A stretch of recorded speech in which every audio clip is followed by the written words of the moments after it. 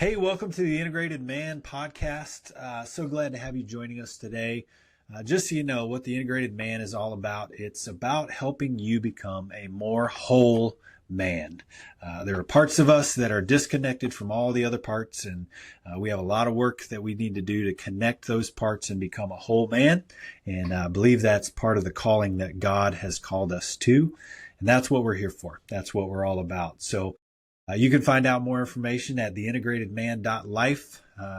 Do one-on-one pastoral counseling. We've also got men's retreats and freedom groups that you can be a part of. So you can find out more information about that on the website or on our Instagram at The Integrated Man. So I want to welcome my guest here today. His name is Max Eckerson.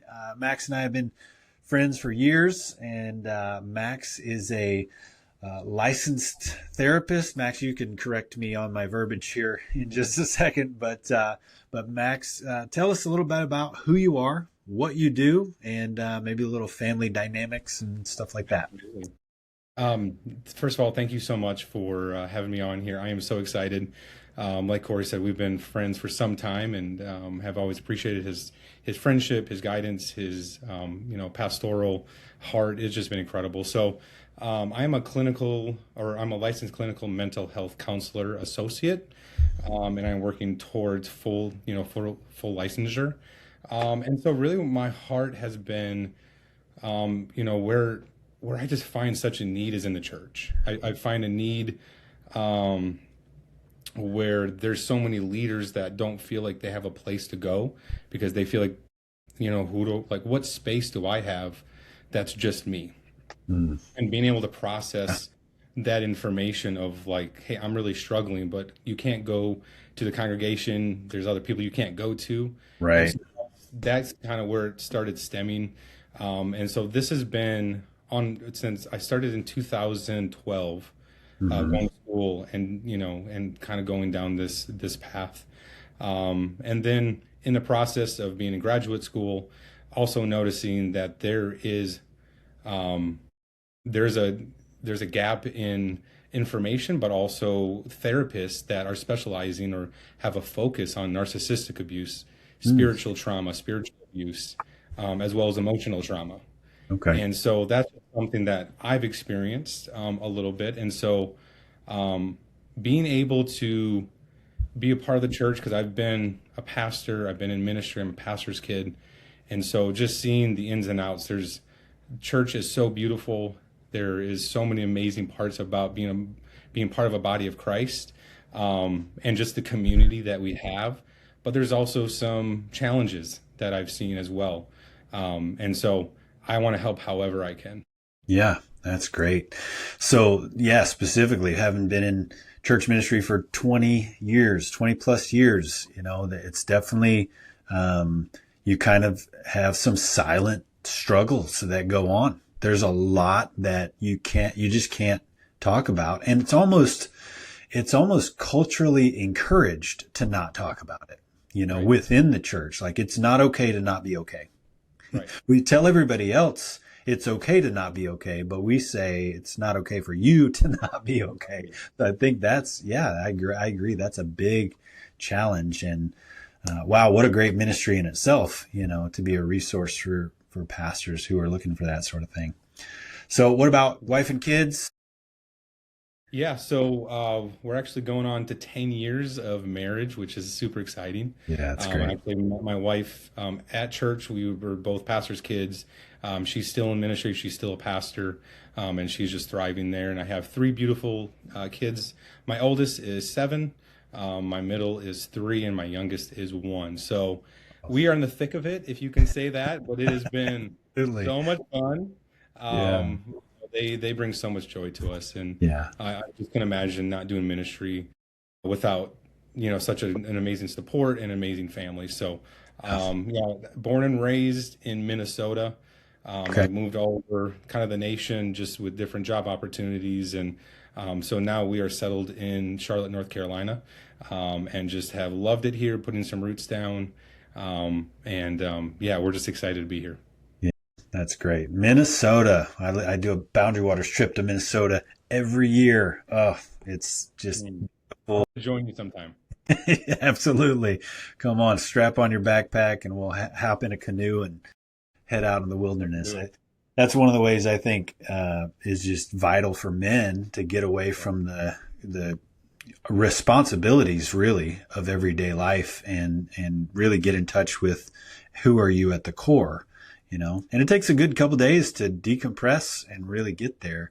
But yeah, so love Minnesota. Yeah, That's great. So Max, absolutely.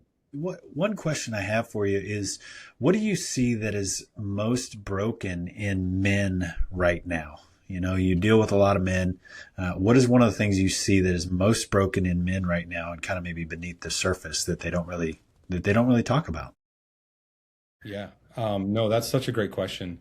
I think I've seen some definite themes through people's lives that's just kind of like a thread that kind of goes in and out of their stories. And so that is something that I've really been working with is men finding their stories and having the opportunity to talk about their stories. Because for so long, even to a certain extent, men have just been like, well, I don't need counseling.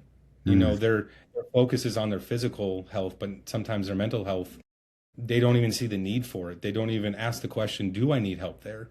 And right. so I think that's one of the biggest things that I'm noticing is coming and breaking down. And I'm trying to do that is one of my goals in counseling is to let's break down the barriers for men to come and feel like they're able to come and say, I need help, and Yeah. not feeling like they have to put on this masculinity in the sense of, hey, I just have to put it in my, get through life, pull up my bootstraps, and I'm going to figure this out. But Yeah. my question is at what cost? At what cost for you, for your family, and to be fully just whole, you know? And so some of those themes that I've been noticing is a lot of men are carrying shame and guilt.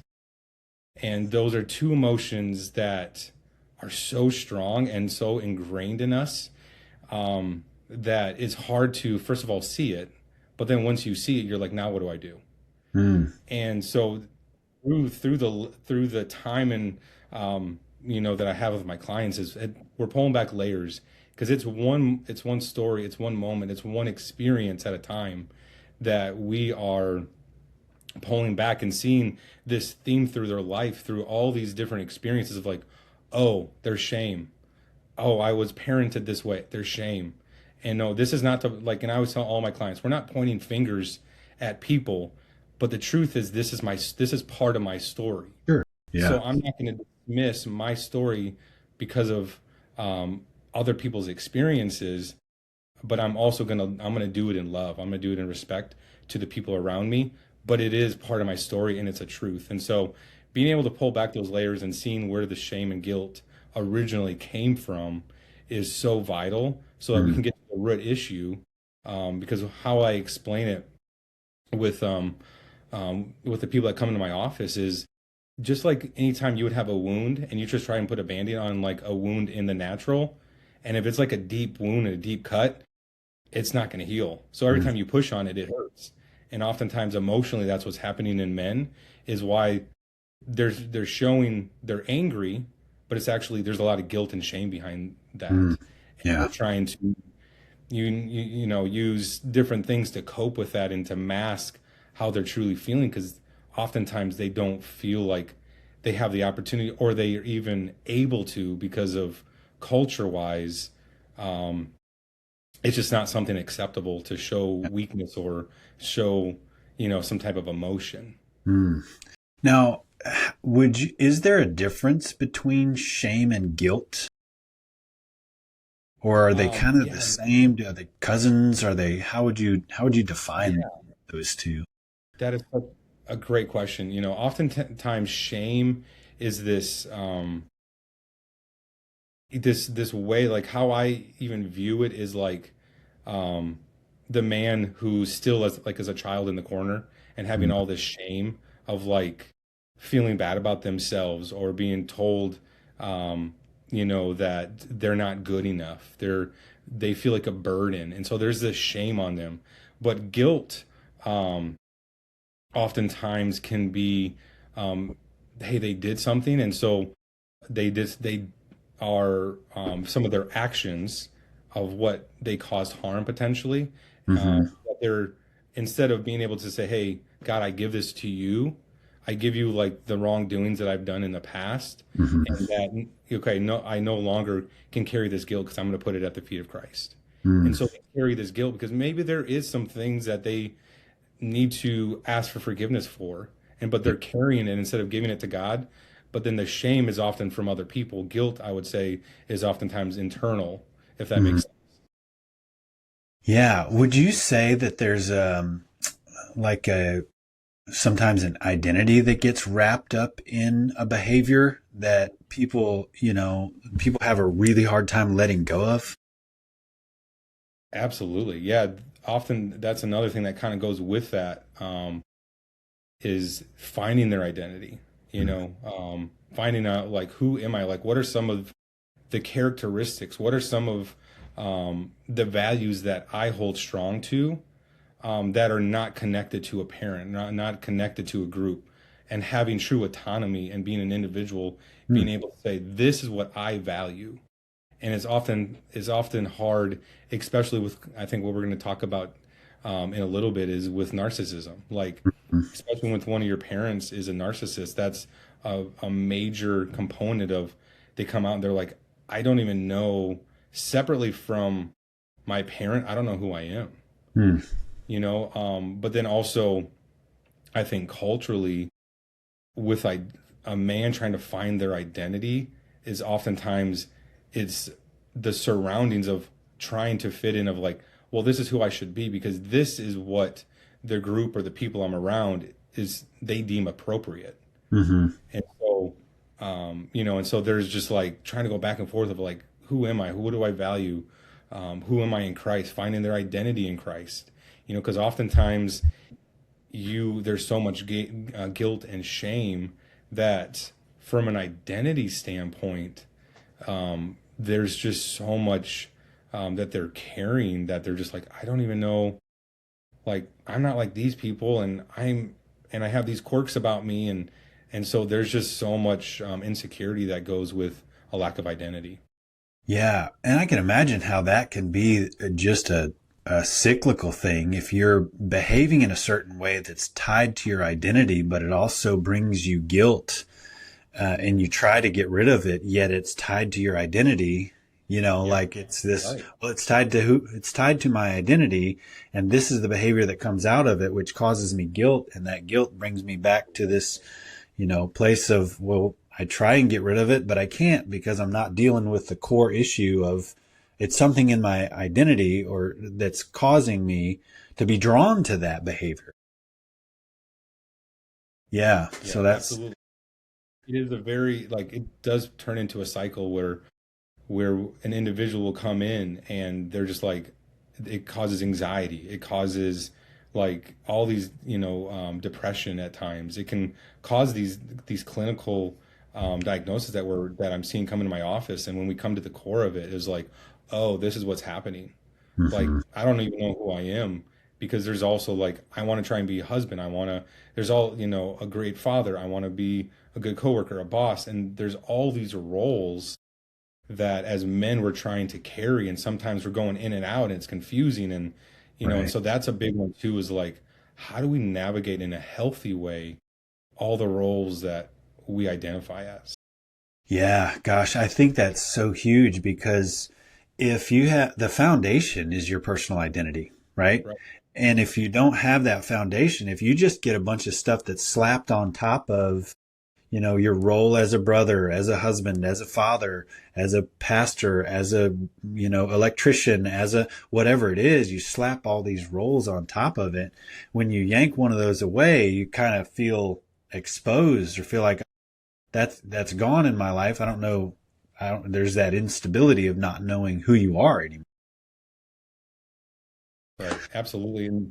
And part of what the journey that we're going through and that I see a lot of times in my office is, there's a great book that I love using. It's called To Be Told by Mm. Dan Allender.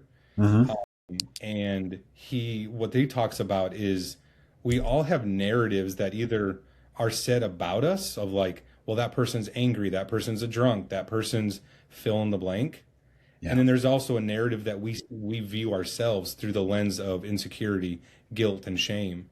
And Hmm. what this book is talking about, it's a workbook slash book that I'm bringing a lot of my clients through is that, okay, now let's allow God to rewrite our narrative about us. Yeah. And through that, the men are finding their identity again in Christ. Yeah.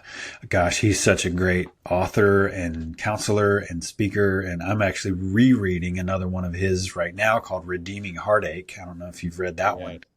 Oh my I haven't gosh. read it fully, but It's such, everything I've heard. yeah, it's such a good book. Well, let's kind of segue into, you touched on a little bit, the narcissistic abuse, the term narcissism. I feel like it's a hot topic in our society today.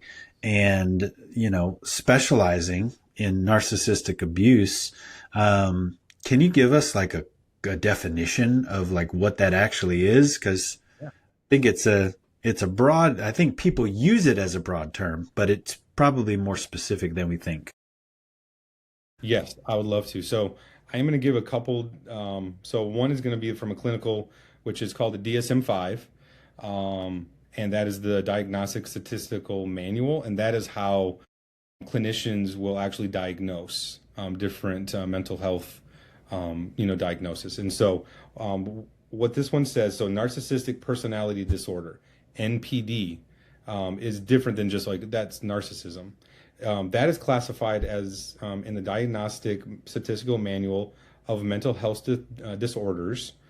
It is characterized by pervasive lack of empathy, grandiosity, an inflated sense of superiority, and the excessive need for admirations. Individuals with NPD often display a sense of entitlement and believe they are exceptional, powerful, and intellectually superior to others. They tend to view themselves as above the rules and beyond reproach while remaining preoccupied with achievement and status. Many individuals with narcissism traits go undiagnosed. They are unlikely to seek help or engage in self-reflection. However, if your parent does not have a formal diagnosis of NPD, this workbook will provide valuable tools for understanding coping and managing life narcissism as a parent. So what I just read from as well, not only is it from the DSM-5, but it's a great book and a great resource that I use with many of my clients called Finding Your True North, the Recovery Workbook for Adult Children of Narcissistic Parents. And the author is Rebecca Johnson. Okay. She is an amazing clinician who specializes, I think, over the past decade in narcissism, narcissistic abuse. And so when we go to the idea of what is categorized and clinically what is NPD, a big one is the lack of empathy. An individual does not know how to put themselves in the space of another person who's saying, if I say this could make them feel that way. Instead, oftentimes what happens is the individual is like, no, it's not my fault, it's your fault. There's nothing wrong with me, it's all you. And so, so there's this, especially when a person is experiencing the trauma and abuse from a person that has NPD, there's a lot of confusion. There's a lot of different buzzwords that are used as well as gaslighting. That's another one that, that narcissistic abuse, gaslighting, are terms that in culture that I feel like there's a misunderstanding of truly what they are. Mm-hmm. And sometimes instead of the survivor getting the help they need, people around them are actually using that as like in a very abusive way of like, you're just gaslighting me, and it shuts down the conversation instead of having accountability. And so really being able to understand, and that's one of, not only is it to help men in counseling, one of my passions and goals is to bring education and understanding, of what actually narcissistic abuse is. Not everyone is a narcissist. We all have tendencies of narcissism. Mm-hmm. However, narcissism is on a spectrum. So you got healthy where it's Some of it is confidence. You need self-confidence. You need assurance in yourself and what Sure. God has given you. But then when it goes to the very unhealthy, where it's abusive and it's um, purposely trying to manipulate people, purposely trying to hurt people for their own gain, that is when it becomes very unhealthy, and where it becomes very abusive. Okay. So I can feel the angst of our listeners right now as you're as you're defining this, Yeah. making their mental list of people that they're like, yep, that person and that person and that person. Yeah. Yep. So, Yep. and I want to be very like, I want to caution everybody. Don't start pointing the finger. This is what the goal is: self-reflection first, and then, looking to those around us too. But how would you, so you touched on a little bit, what's the difference between somebody who has narcissistic tendencies, um, or maybe how would I know, what are some of the red flags of like, okay, this is a narcissistic tendency that maybe a normal person would have? You touched on one of them, but kind of, can you elaborate on that a little bit more? Yeah, no, absolutely. So, and that's where I do want to caution people, like you said, is like pointing the finger all the time. Oftentimes it's very clear. So on the very unhealthy end, you got malignant, which is very like just what we would call overt. And so I can even, talk about that real quick. So overt narcissism, covert narcissism, those are two ways where I think this would maybe bring some more clarity if I just Yeah. read this. This is again Yeah. from the book by Rebecca Johnson. So overt narcissism, also known as grandiose narcissism, is characterized by blatant displays of arrogance, dominance, and a self entitlement. Individuals with overt narcissism are often attention seeking, exhibiting strong need for admiration and validation. They tend to have an inflated sense of self importance, believing Mhm. they are superior to other people. That this type of narcissism is more easily recognized in individuals openly boastful, dismissive of others' feelings, and may engage in exploitative behaviors to achieve their goals. So, and those are the individuals, when we think of narcissism, that's overt. It's usually like, oh, that is plain as day. I can see that they're not wanting to take accountability. They're are truly very harmful. They refuse to have empathy for people. So this is something to kind of, you know, to the point of, like kind of you were saying, is for an individual that like, hey, how do I notice, or how do I know if where they are, instead of starting to point fingers? Sometimes, we, like I said, we all have tendencies. Unless we have accountability, we all can kind of be pulled to that side. And so, um, and so some of it is like, okay, is it a lack of maturity? They don't know how to talk with people, and they're actually they're being rude, and it's not to the point of, hey, this is a disorder, but it's more of a tendency that they are selfish. Right. That's a big one. I think a lot of people, when they talk about narcissism, think immediately it's like, that person is so selfish. They might just be a very selfish person. Right. They might be a very hurt person. They might be a person that does not know how to articulate their emotions and what they're feeling. Mhm. So oftentimes they could be very scared, and so it's all these. But when it comes to the disorder, that is where that's a completely different, where and unfortunately a lot of individuals that are would be a narcissist, they're not going to be formally diagnosed, because the chances of them going into a counseling office is pretty slim, Sure. because they're not going to, they're the problem, it's going to be everybody else. Mhm. So one way that I've heard many mentors and many people in this field say is like, if you think that you potentially are a narcissist, the chances are that you're not, Okay. because most narcissists aren't even thinking, oh, am I a narcissist? Right. Yeah. So that's that's another way. That just shows empathy. That shows care on the person, that, hey, most likely I don't, but that doesn't mean I can't grow. That Right. doesn't mean I'm not being hurtful with my words. That doesn't mean I'm not treating people the way Christ would ask me to treat them. Yeah. So that's, and then the other one I was mentioning is covert. This one's can be more challenging to kind of diagnose or kind of see like where is this person emotionally harming. So that refers to a vulnerable narcissism presents more hidden from narcissistic behavior. Individuals with covert narcissism may appear shy, humble, and even self-efficacy, but internally they harbor grandiose fantasies and sense of entitlement. Unlike their overt counterparts, covert narcissists are hypersensitive to criticism and often feel victimized or unappreciated. They engage in passive aggressive behaviors, harboring resentment and envy toward others. This type of narcissism is less apparent because individuals tend to mask their true feelings of superiority and instead portray themselves as misunderstood or suffering.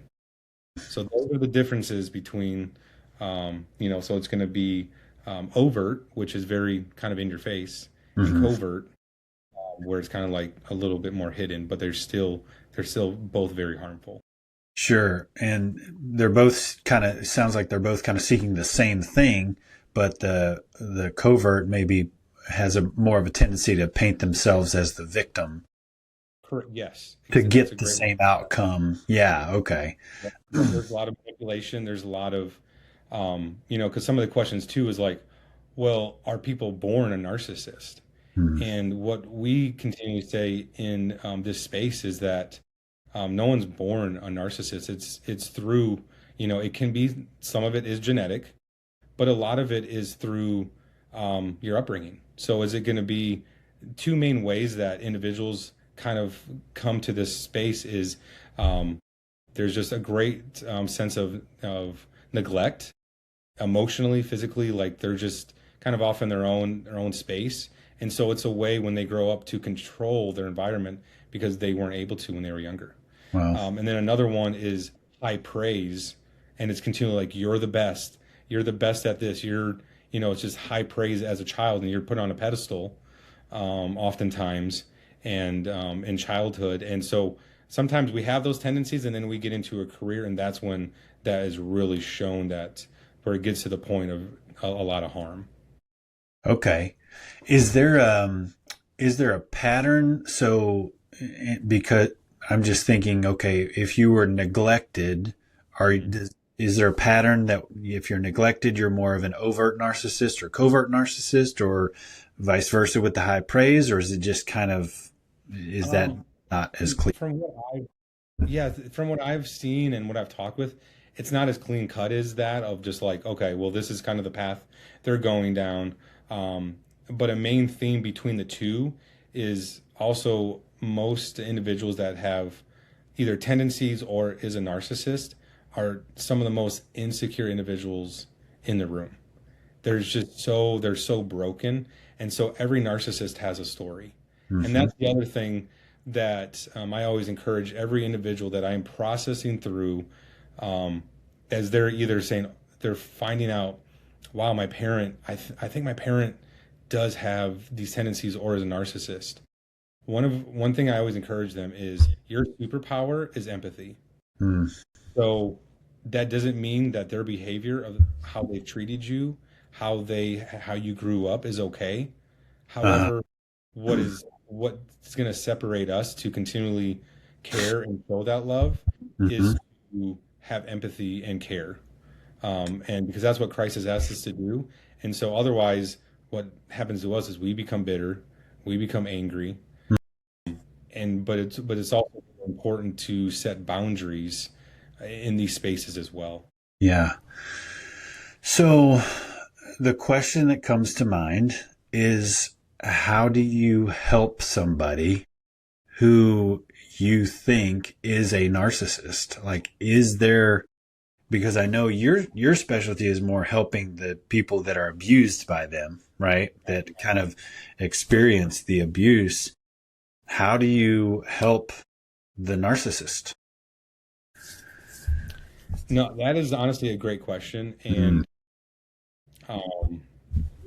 talking with some of my mentors and individuals in this space, is I am just asking some of the same questions. And ultimately, Um, there's not too many people that I know of are in this space that actually work with the narcissist because they won't go into the office. They won't get counseling. Mm. They won't, and so especially say if your spouse is the narcissist, it's a very difficult space to be in, to honor them and to, you know, and so that is a very challenging place to be at even as a parent, because at least with a parent, you can be like, hey, I'm going to create space. Right. And some people will go, limit their contact or no contact, just depending on where they're at in this healing journey. Yeah. And so to answer that question, I haven't really heard of many people that actually will find, not to try and not bring hope, because Sure. I Yeah. believe in a moment God can restore a person completely, but they need to be able to see their pattern of abuse. They need to be able to see the harm they're bringing, Yeah. and need to want to find healing and help. Yeah. And unfortunately, they don't want that. Yeah. Ultimately, it is. That's the story with everybody. You have to want to help yourself, and and like the scripture says, unless God causes the scales to fall off of their eyes, it's probably not going to happen. It's not going to be a positive outcome. Yeah. Really.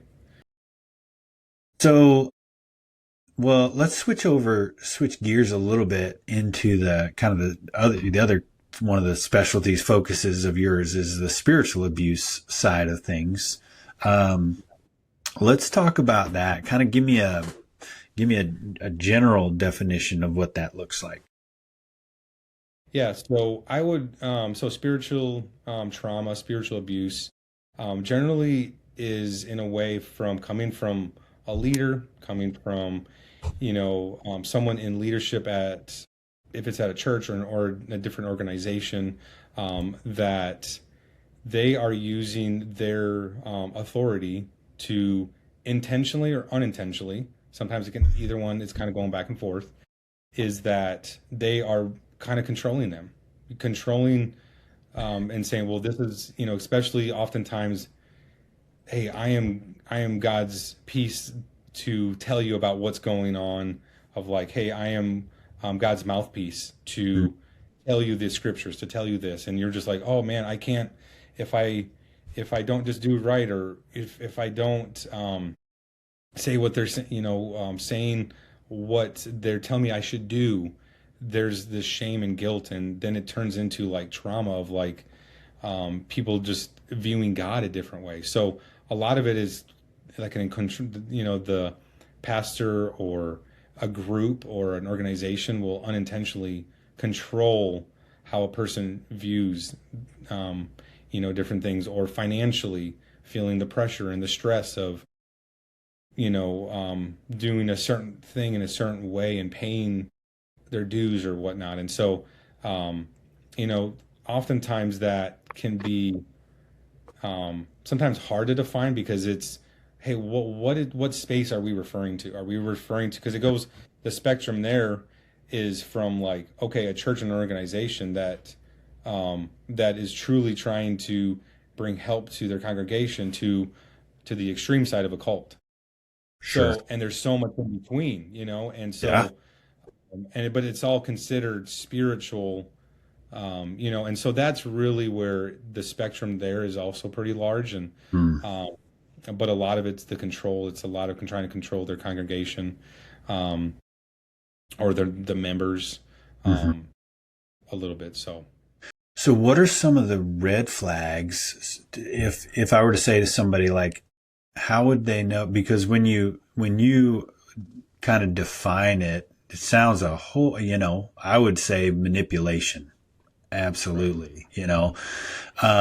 So what would you say maybe are some of the red flags of this spiritual abuse? And, if you want to get granular, give me some examples, or that you've heard of, or that whatever, the one you gave of, well, I'm God's mouthpiece and you have to do what I say, like, oh, okay. Yeah. It's kind of like the version of, God told me to, right. to XYZ. Well, if God told you to, that's great. That doesn't mean I have to, but good for you, you know. Yeah. But yeah, what are some examples of that? Yeah. So, like you said, there's a lot of the manipulation. And like I said, when it's manipulation, oftentimes that's purposeful, and so if it's, I'm trying to think of some different cases that not personally, but that have been seen, is like, individuals that say, well, God told me you need to do this. You need to move here because you need to be a part of this ministry, and God told me to do so. And God told me to tell you that you need to move here. Uh-huh. And then that person's like, well, I don't have a choice because God said so. God told that person, but I didn't hear it. Right. But then that person starts to question, well, do I hear from God? Because God didn't tell me that, but that person did. So then they Right. start questioning their own spiritual life. Yeah. So that's one, it can be smaller of like where an individual, um, if it's paying a certain amount and they're gonna, I've heard some organizations will actually, they'll like they'll ask you to put in your taxes, how much you make, your monthly income, and they have to see it and say, hey, well, why are you spending? You're not giving more to the church. So there's that financial abuse there, or if it could be smaller of individuals just maybe questioning their faith or questioning things that they've been hearing, and the pastor or the individual, the leader, shuts it down and said, no, you can't question. Mm. You can't question the leadership. You can't question them because that's being disobedient. And they're using scripture in a way that is, because from the scripture that, I read, I don't think God's ever afraid of questions, because look at David. And so Yeah. that's what I go back to, and I talk with a lot of the individuals that are in that space. I'm like, David was very honest. Let's just read through the Psalms and read through where God's not afraid of that, but I feel like he embraces those moments. And so some of that manipulation or some of those red flags would be if it just feels like a check, you listen to the Holy Spirit, you hear God's voice too, and when we say God's voice, I know that can be interpreted so many ways, but how I would define it is like there's just this, like in my heart there just seems unease. Like that's discernment. God's given us discernment for a reason, and that's to, man, something's amiss. And maybe in those moments it truly, like, and you bring it to the leader and they're like, hey, I am so sorry, I did not know that's how it was coming across. Yeah. That's different. But if it's the other person dismissing you and saying no, you're wrong, and pushing you away, then there's probably something more behind the curtains that you don't know. Yeah. I don't know if that answers your question a little bit more. Yeah, I think it does. It gives kind of better clarity on it. Some of the ways I feel like I've seen it as well, in my life and the lives of others is the, and this is not probably an overt thing, but more of a covert thing, right? If you are to make a spiritual decision for yourself, right, after the fact, there is this like complete, either you're shut off or you get blockaded or you're now out of the circle, you're out of the club, you're no longer a part of the family or whatever verbiage that place is using. Like all of a sudden, and it may not even be that you've made the decision. Maybe it's that you're considering a decision or praying about a decision. And then all of a sudden, like the walls come up and you are no longer a part. Like it's a complete ice out type of thing. I feel like that can be spiritual abuse as well. Yeah. Yeah. Cause that's where, spiritual abuse, oftentimes is probably some of the most confusing as well, because you're like, wait, this person, treated me like this or said this. And you're like, but now I was really close with them. And now, like you said, they're shutting me out. Right. But then I've heard that they hear from God. And then, and then it just goes into this cycle of like, wait, what's wrong with me? Yeah. And they start questioning themselves. And so it can be a very hard one sometimes to see in themselves, because overall, like I would say, in my heart and my belief is that the majority of the time, the trauma that a person experienced from, if you want to say church hurt, church trauma, church abuse, or I just say spiritual abuse, is not meant. Like, it's individuals that are truly, genuinely trying to help and trying to really help the congregation, help people, like all the different leaders, but maybe they're just being misinformed and not sharing their approach and how it's coming across, as well. So I genuinely, even when I'm processing this or talking about to individuals about the spiritual trauma that can happen, I really try to just be very conscious, because I love the local church. It's not Yeah. that it's not something against, hey, church is bad. No, it's not that at all. I genuinely love the church, and I've experienced some of the trauma just growing up, and I don't believe it was intentional. Yeah. It was just, and it could be part of me too, is like that. Like, I know we talked about before, is just self-reflection of like, hey, for me, let me process this a little bit more before I start pointing fingers at other people. Yeah. Yeah, absolutely. And I think one of the challenges that I've seen is that, it may not be that it is like known spiritual manipulation. It may be that it's just the culture of a certain place, and there's a structure that's built up around protecting that, and that's kind of just how things function. And nobody really asks the question, hey, is this healthy? Because I don't feel like it's healthy. Right. Absolutely. It's affecting me in a certain way, and the culture is built up around it in a way so that if anybody does question that, then they're met with either stonewalling or whatever, and they just decide, well, this doesn't feel right for me, but apparently it's right for them, so I'm out. I'm just gonna leave. And you see that kind of revolving door type of thing happening, which is a good indicator that some spiritual, that some even unknown spiritual abuse is happening. Yeah, absolutely. And like you mentioned, like the unhealthiness sometimes if it's a culture that's just been going for years, decades, potentially inside of a church, and you're not specifically saying, hey, let's look at this because maybe it's not brought to our attention. Mm-hmm. Like, oftentimes that can happen too, is where it's just, Right. Maybe it's not spiritual, abuse. Like, yes, that can be a part of it because they're not aware of it. Mm-hmm. However, oftentimes a healthy organization, when they hear about it, they're willing to shift and make changes. Yeah. To help, the work, to help the staff, to help, life balance, like all these different things that a healthy organization will do. Yeah. And, I think one of the, because I've experienced it, I don't think you can do 20 years plus in ministry without experiencing some level of it. Right.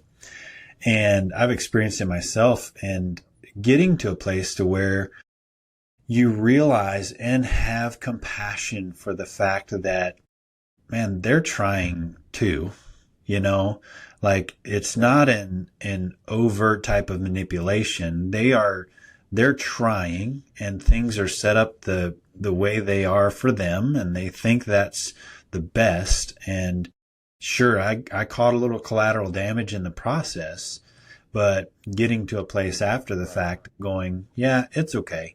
I forgive that. That process hurt me, but I'll tell you, one of the most healing moments for me was, about 4 years after something really hurtful happened to me in a church, and the person who brought that hurt came to me and said, hey, I just want to let you know, like, I need to ask for your forgiveness. You were somebody who I now see that the environment we created was unhealthy, and you were a part of that. You were in that environment, and I need to ask for your forgiveness for that. Man, that's one of the most healing things that I've ever experienced in the church world. Yeah. Yeah. Absolutely. And that's where we talk about healthy organizations, Hmm. because it's not intentional. It was like you said, it was a cultural thing that maybe was something that was really helpful years ago, but now as we're moving forward, and it's just not the healthiest, Right.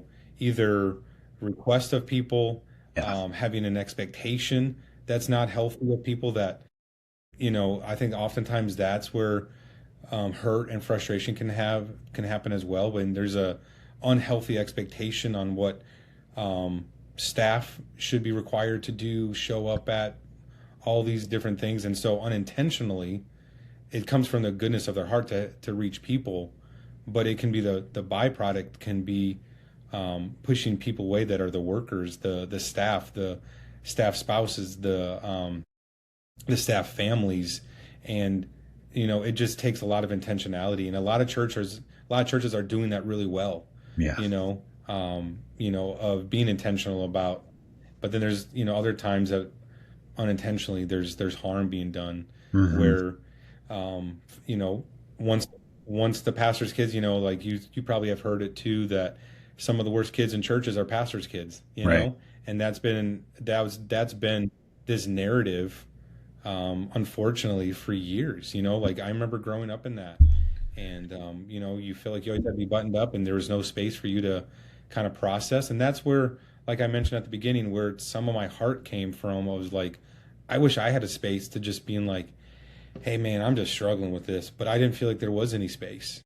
Yeah. And so I think partially that is too, like, there's a lot of stress from pastors that are, they're running this huge organization, and there's a lot of stress and pressure that comes from that, because they're Yeah. they're dodging a lot of arrows themselves.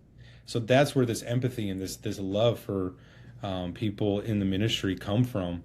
Yeah. However, it would also be amiss to say that there's not individuals and pastors and organizations that are intentionally. So I think that's where that shift happens, is the intention of people, Mhm. because some people know what they're doing. Some individuals, and the Yeah. majority of the individuals that are bringing that true harm, and they're intentional about it, is that manipulation. It's Right. They're intentionally trying to confuse you and gaslight you, of saying, "Oh, no, I never said that," even though they know for sure they did. "Oh, that never happened to you." "Oh, no, that's your fault." Right. And so that is where the harm Yeah. comes from, Yeah. when the intentions are not healthy. Yeah. Yeah. That can lead to some deep level stuff. That's for sure. So what would you say is the path forward for somebody, right? They come into you and say, "Hey, I feel like I've dealt with spiritual abuse, or I feel like I've dealt with Yeah. narcissistic abuse." What's the path to healing for somebody who's dealt with something like that? Yeah. No, great question. So for myself, when I want to hear the person's story. I'm going to go in depth into their story. I want to go into depths of their upbringing, Hmm. and we're going to pull back layers there, and saying, okay, was the culture you were a part of was unhealthy, or was it truly a parent is truly a narcissist? Because it will kind of hit you in the face, when you're hearing their story, where Yeah. it's pretty known, and you can see through their story of what it was. And even in spiritual abuse, if that's something I'm gonna assess through just different sessions, and being able to process through different resources that I have. And so for instance, if we notice that a parent, a lot of people in my office were talking about parents that were narcissists. And so there's the workbook that I was reading from, calling your Find Your True North. That has been a great resource, because that is a workbook that I'll walk with them through, of Mm. different activities in the back of, like, because oftentimes individuals, they just need validation. They need validation that this story and how I was treated was not okay. Yeah. And oftentimes too, they're like feeling individuals feel isolated, and that they're the only ones that have ever dealt with that, or heard that, or experienced that, or breaking down like, oh, that's just normal life. oh, how my parent treated me, neglected me, uh, what the consequences were, for my behavior. Oh, that was just normal. That was just mom or dad. But then able to dig into their story of saying, hmm, that wasn't healthy. That was unfortunately abuse. Yeah. For individuals just to say that is sometimes weeks and months just to get to the point of saying, man, yeah, I think that is what happened. Because then there's a lot of embarrassment that they're processing of like, why did I not see it? Right. What's wrong with me? And so to say, is there like a step one or two? I would say step one, find a counselor. Yeah. Step one, find a counselor. And if you're able to find an individual that specializes or has a focus on emotional abuse, trauma informed therapy, narcissistic or spiritual abuse, I would definitely, encourage to find that. So to find some of those counselors, you can go to psychologytoday.com and you're Hmm. able to find a counselor in your area and see what they specialize in. Yeah. But then also, especially when it comes from a perspective of spiritual abuse, definitely try and find a therapist that has a worldview of faith. Yeah. Yeah, definitely. So it sounds like there's a lot of different paths you can go down, but probably the first step is excavation. You've got to do a lot of excavation, which is painful, and Mhm. sometimes people won't take that first step, but Yeah. that's the first step towards it. So that's great. Now, so Max, do you do telecounseling? Does it matter? I Like, do. do they have to be in a certain state? Can you do across state lines? How does that work, or whatever? Yeah. So right now I do in person and I do telehealth. Um, However, I can only see right now individuals in North Carolina. Okay, So how in counseling, how you have to be licensed in every state sure. that you wanna be in, and so you got to go Yeah, through that process. So as of right now, it's only North Carolina. Um, and but I can, and I also am going to be doing group therapy as well for probably 8 different categories of for men, for women, for spiritual survivors, individuals that have experienced it. So you can also I also help with group therapy. great, great. And where can people find you if they want to resource themselves to you? Yeah, right now. So you can go to my website, which is Restore Hope Counselings with an S.com. And you can go to my website and you can go ahead and fill out a form if you're interested. And then I will get that email and I will definitely reach out to you and be more than happy to help however I can. That's great. Max, I also like to end every podcast asking my guests 2 or 3 questions. So give me one book that has changed your life. Man, that's a difficult one to answer. But I would come where it comes down all the way from when I was a young man, and that would be Wild at Heart, Yeah. where it was a time where just because of my upbringing and kind of having an absent father, um, I didn't know my identity, and this book helped me to better understand my identity as a man. And Yeah. so I'm not saying that in exaggeration, but it did change my life. Wild Yeah. at Heart. So good. That has changed mine as well. That is the one book that I have given more copies away to men in my path than any other book. So, um, give me the top 3 influences in your life, whether past or present, and doesn't necessarily have to be in person. It could be an external influence. Top 3 influences in your life. Yeah, I would definitely say so. From a distance, John Eldridge has been one of those voices that I read his books and, have just impacted me so much in so many different ways. One of my great mentors, it's actually the book that I was mentioning is Rebecca Johnson. Hmm. She is the individual that really started going down this path of narcissistic abuse that I experienced. and being able to navigate that. So truly, she is an influence and still a mentor to this day, through going through counseling. And then another, I would say the third, to a high extent was is my wife. Mhm. Her just believing in me and push me to to be a counselor. Yeah. If it wasn't, I'm getting a little emotional, but um, if it wasn't for her support, and I would have never been here. Yeah. And so she's one of the greatest influences on my life of how she believed in me and helped me just to see this dream come to fruition. Yeah. Man, I'm a big believer that God will align us with the person that he has for us that will bring out the best version of ourselves. So, yep.